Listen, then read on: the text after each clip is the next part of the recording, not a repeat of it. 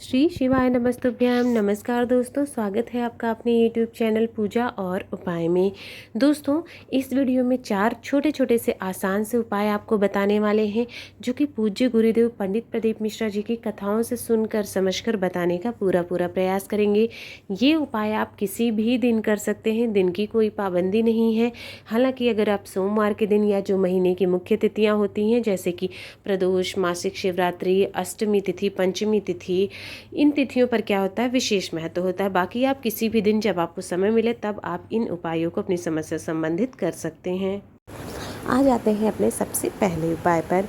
ये उपाय है इच्छा पूर्ति, मनोकामना पूर्ति। साथ ही साथ कोई घर में बीमारी है, रोग दोष है, कष्ट है, दुख परेशानी है, तब फिर आपको ये उपाय करना है। आप देख पा रहे हैं स्क्रीन पे, ये है आंकड़े का फूल। इसे मदार का फूल भी कहते हैं।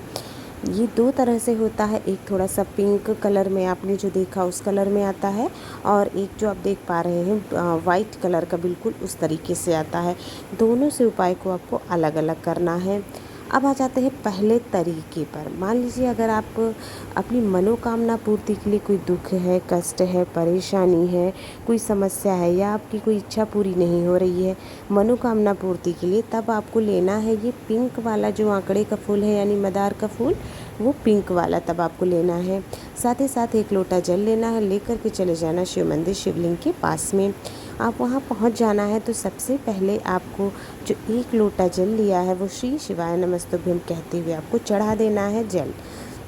उसके बाद जो आपने आंकड़े का फूल लिया है पिंक वाला, वो माता अशोक सुंदरी के स्थान पर आपको टच कराना है, सिर्फ टच कराना है। अपनी इच्छा मनोकामना कहनी है और वो वापस से आपको शिवलिंग के ऊपर वो मदार का फूल चढ़ा देना है, और एक बार फिर से हाथ जोड़ के महादेव से अपनी इच्छा मनोकामना, दुख कष्ट परेशानी जो भी है कह देना है। आपकी मनोकामना ज़रूर पूर्ण होगी। दूसरा तरीका क्या है, अगर आप ये उपाय बीमारी के लिए करना चाहते हैं, कोई सदस्य घर में बीमार है, अक्सर बीमार हो जाता है या दवाएं असर नहीं करती है, तब आपको बीमारी के लिए ये उपाय करना है। इसके लिए आपको लेना होगा सफ़ेद आंकड़े का फूल, ठीक है, जो सफ़ेद वाला होता है वो फूल लेना है। 1 लोटा जल लेना है, लेकर के शिव मंदिर चले जाना है, और इस बार आपको क्या करना है, 1 लोटा जल श्री शिवाय नमस्तुभ्यम कहते हुए चढ़ा देना है।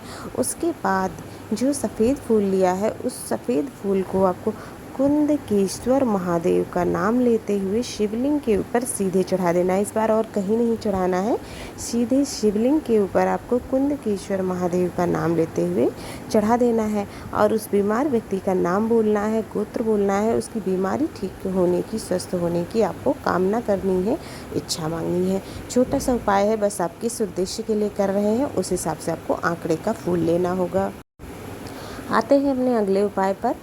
ये उपाय है, अगर घर में कोई सदस्य बीमार है तो ये उपाय भी बीमारियों के लिए ही है। अक्सर बीमार हो जाता है तब आपको ये उपाय करना है। ये उपाय के लिए आपको लेना होगा आंकड़े यानी मदार का फूल, और इस बार कौन सा लेना होगा, पिंक वाला जो होता है कलर वाला, वो कलर वाला मदार का फूल आपको लेना है। साथ ही साथ अब आपको हाथ में ले लेना है वो मदार का फूल। उसके बाद जो भी बीमार व्यक्ति है आपके घर में, उसकी सर से लेके पैर तक 21 बार उसको हाथ में लेकर के घुमाना है। उस व्यक्ति का नाम गोत्र बोलना है, उसके स्वस्थ होने की कामना करनी है, और 21 बार उसको जो है आसपास घुमाना है, उसको उबारना है। उसके बाद आप वो मदार का फूल लेकर के यानी आंकड़े का फूल लेकर के आपको चले जाना है। एक आसपास अगर कोई नदी है तो आपको वहाँ चले जाना है। अगर नदी नहीं है तब आपको क्या करना है, या कोई वट वृक्ष होगा आसपास जहाँ पर, वहाँ चल। अगर नदी या तालाब सरोवर मिल जाता है वहाँ भी आप जा सकते हैं। अगर वो नहीं है तब आप वट वृक्ष के पास जाइए, और उस व्यक्ति का नाम बोलना है, गोत्र बोलना है, उसकी बीमारी ठीक होने की कामना करनी है वटकेश्वर महादेव का नाम लेते हुए, और उसके बाद वो आंकड़े का फूल वहीं जड़ में छोड़ कर चढ़ा करके आपको वापस घर आ जाना है। बीमारी के लिए बहुत छोटा सा उपाय है। आ जाते हैं अपने तीसरे मुख्य उपाय पर। ये उपाय है, घर में आजकल बहुत कॉमन सी प्रॉब्लम हो गई है लड़ाई झगड़े की। अगर आपके घर में लड़ाई झगड़े अक्सर हो जाते हैं, सदस्य की सदस्य नहीं बनती है, बाप बेटे की नहीं बनती है, पति पत्नी की नहीं बन रही है, मतलब आपस में लड़ाई झगड़े मनमुटाव बना हुआ है बहुत, तब आपको घर की शांति के लिए, लड़ाई झगड़े दूर करने के लिए ये उपाय करना है। इसके लिए लेना होगा आपको लाल चंदन, चाहे तो 3 चीज़ें हैं, लाल चंदन ले लें या फिर रोली आती है, आप रोली भी ले सकते हैं या फिर सिंदूर, तीनों में से कोई एक चीज़ आपको ले लेनी है। उसके बाद आपने जो भी एक चीज़, मान लीजिए लाल चंदन लिया है, तो आपके हाथ की जो 5 उंगलियां होती हैं उनका जो टिप है, टिप पर आपको लाल चंदन लगाना है और 5 की 5 उंगलियों के टिप पर अच्छी प्रकार से वो लाल चंदन या जो भी आपने ले रखा हुआ है सिंदूर, वो लगा लेना है। उसके बाद आपको चले जाना है वट वृक्ष के, एक कच्चा सूत भी लेकर के चले जाना है वट वृक्ष के पास में।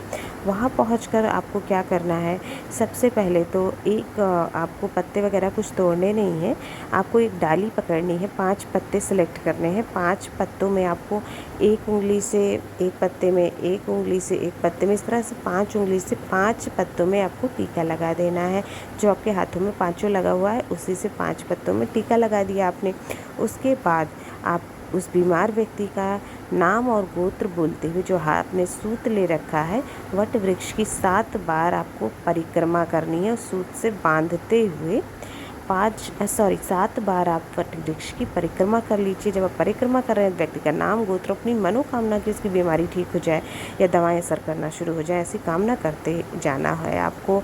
ये भी एक आसान सा उपाय है घर की लड़ाई झगड़े दूर करने के लिए, कि हमारे घर का लड़ाई झगड़ा दूर हो जाए, परिवार की सुख समृद्धि आ जाए, ऐसी कामना करते हुए छोटा सा उपाय है, करके ज़रूर देखिएगा। आ जाते हैं अगले उपाय पर। ये उपाय है मनोकामना पूर्ति के लिए है। अगर आपकी कोई इच्छा है, कोई दुख परेशानी है, कष्ट है, या कोई मनोकामना है पूरी नहीं हो रही है, कैसा भी कष्ट हो सकता है, मनोकामना हो सकती है, तब आपको ये उपाय करना है। इसके लिए लेना होगा मात्र आपको 1 बेलपत्र, ज़्यादा नहीं, सिर्फ 1 बेलपत्र चाहिए होगी। साथ ही साथ आपको चाहिए होगा लाल चंदन, आसानी से मिल जाएगा, थोड़ा सा लाल चंदन लेना है।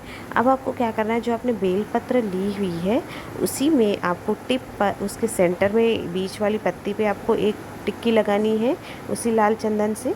और साथ ही साथ अगला जो आप, जहाँ पर तीनों पत्तियाँ जुड़ी हुई होती हैं, उस जगह पर आपको एक टिक्की लगा देनी है लाल चंदन से।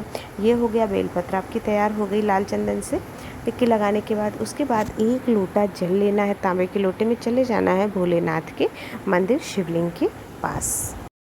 जब आप वहाँ पहुँच जाते हैं, उत्तर दिशा की तरफ मुख करके खड़े हो जाना है और सबसे पहले आप जो बेलपत्र लेकर के गए हैं, वो बेलपत्र आपको सीधे शिवलिंग के ऊपर श्री शिवाय नमस्तुभ्यम कहते हुए चढ़ा देना है। डंडी जलाधारी की तरफ, पत्ती का मुख आपकी तरफ होना चाहिए और उल्टा आपको चढ़ाना है। इस प्रकार से चंदन मतलब नीचे शिवलिंग को टच करना चाहिए, इस प्रकार से आप चढ़ा देना है। श्री शिवाय नमस्तुभ्यम या ओम नमः शिवाय कहते हुए बेलपत्र चढ़ा दिए। उसके बाद 1 लोटा जल जो ले गए हैं, वो जल भी आपको सीधे शिवलिंग के ऊपर ओम नमः शिवाय श्री शिवाय नमस्तुभ्यम कहते हुए चढ़ा देना है। अंत में हाथ जोड़कर प्रभु से आपकी जो भी इच्छा है, मनोकामना है, वो मनोकामना आपको विशेष वहाँ पर आपको कह देनी है। आपकी इच्छा मनोकामना भोलेनाथ बाबा ज़रूर पूरी करेंगे। दोस्तों, अगर आपको वीडियो पसंद आया हो तो वीडियो को लाइक करें, शेयर करें, चैनल सब्सक्राइब करें और कमेंट बॉक्स में हर हर महादेव ज़रूर लिखें।